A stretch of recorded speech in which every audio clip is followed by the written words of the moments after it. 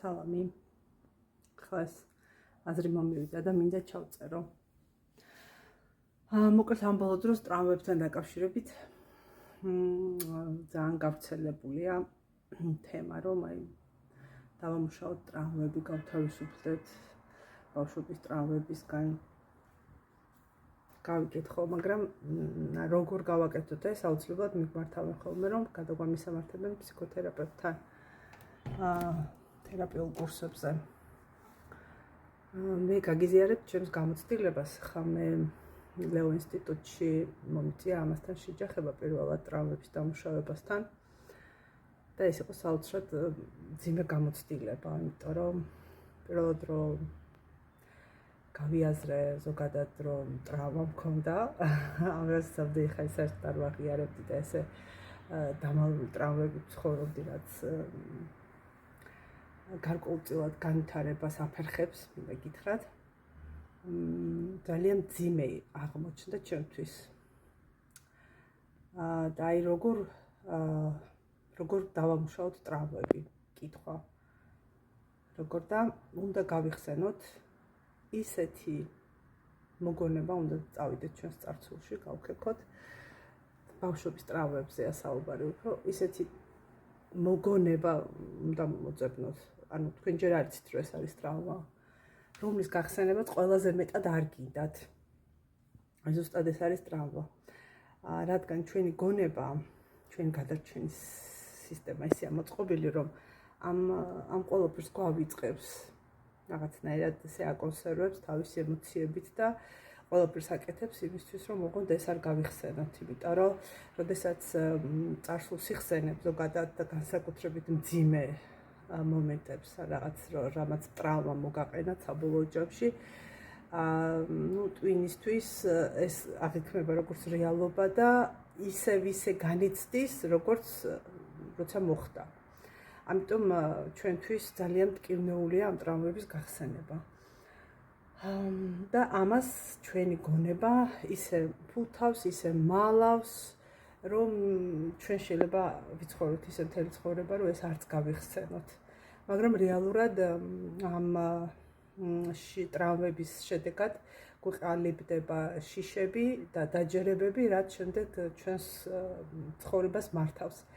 გაუცნობიერებლად, მაგრამ გვმართავს და აი არის მომენტი, რომ რაღაცას ვაკეთებთ, არ ვიცით რატო ვაკეთებთ და აი ზუსტად იმიტომ ვაკეთებთ, რომ სადღაც ბავშვობაში რაღაცა მოვლენა მოხდა, რამაც მოგვაყენა ტრავმა, ან თუნდაც შეიძლება ეს იყოს კარგი ამბავი და ამ კარგი ამბისგან დაჯერება მოდიოდეს და შემდეგ ამ დაჯერებით, როდესაც ტვინი ხელმძღვანელობს, ეს არ რეალიზდება, ანუ არ ემთხვევა არსებულ რეალობას და ამ დროსაც უკვე ვიღებთ ის შედეგს, არა ისეთ შედეგს, როგორიც გვინდა. და აქედან გამომდინარე, აი ამ შიშებთან და დაჯერებებთან შეჯახება აუცილებელია. თუ გვინდა რომ განვითარდეთ, გავათავისუფლოთ გონება ტრავმებისგან და განპირობებისაგან, ასე ვთქვათ. ახლა როგორ დავამუშავოთ ეს ჩვენი ტრავმები? უნდა გავიხსენოთ ისეთი მომენტები, რისი გახსენებაც არ გვინდა.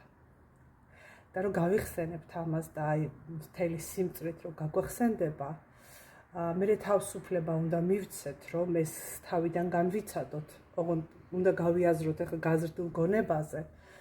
უნდა შევაფასოთ სიტუაცია ჩვენი საკის შესაბამისად გონებით და მიხვდებით, რომ აი ეს შიში, რაც ამ ტრავმამ გამოიწვია, უკვე არ არის აქტუალური, ანუ თქვენ უფრო მეტის გადატანა შეგიძლიათ რეალურად და აქედან გამომდინარე, აი ამ როდესაც თვალს გაუსწორებთ ამ თქვენს ტრავმას ან შიშს, რაღაც გარკვეული პერიოდი უნდა მისცეთ თქვენს თავს, რომ ამას ეს თავიდან გადაიტანოს, მერე შეეგოს, გაანალიზოს, მერე უნდა გამოიგლოვოთ და აი გამოგლოვების პროცესი ცოტა ინდივიდუალურია, ვისთან რამდენი ხანი გრძელდება, მაგრამ ამის უფლება უნდა მისცეთ, თუ საჭიროა უნდა იტიროთ, კიდევაც ცუდ ხასიათზეც უნდა იყოთ და შემდეგ აი ამ შებრძოლების გარეშე უნდა გამოიგლოვოთ, არ უნდა შეებრძოლოთ ტკივილს.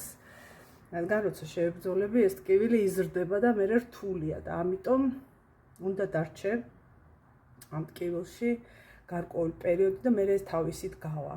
ნუ ამას სჭირდება დრო, თქვენ თავთან დარჩენა,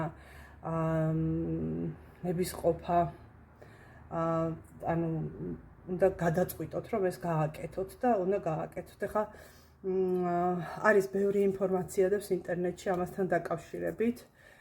შეიძლება მოძიება, ანუ ზოგს ურჩევნია, რომ ფსიქოთერაპევტთან წავიდეს და მათი საშუალებით გააკეთოს. ეს არის ძალიან ბევრი კარგი კურსი, თუნდაც ლეო ინსტიტუტს აქვს.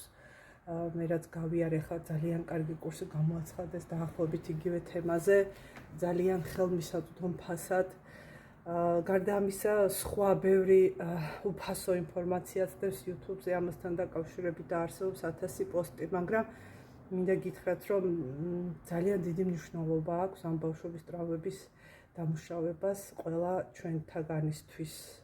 რადგან მე რადიკალურად სხვანაირად ხედავ ყველაფერს, ანუ აი ამ გაუცნობიერებელი განპირობებისაგან თავისუფლდები და ხვდები, რომ უკვე მართლა თავისუფალი ხარ და აი ეს არჩევანის უფლებას, თავისუფლება, რას ნიშნავს უკვე ცოტ სხვანაირად აღიქვა ამ ყველაფერს.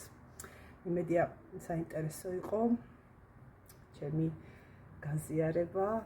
მადლობა.